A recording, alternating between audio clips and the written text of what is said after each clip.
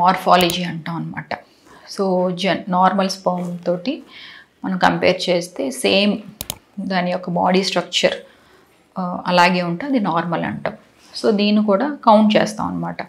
ఎన్ని నార్మల్ ఉన్నాయి, ఎన్ని అబ్నార్మల్ ఉన్నాయి. కట్ ఆఫ్ 4% అంటే నార్మల్, అబ్నార్మల్ అంటే 94% కంటే ఇంకా తక్కువ ఉంది అని అంటే అది అప్పుడు అబ్నార్మల్ అనమాట.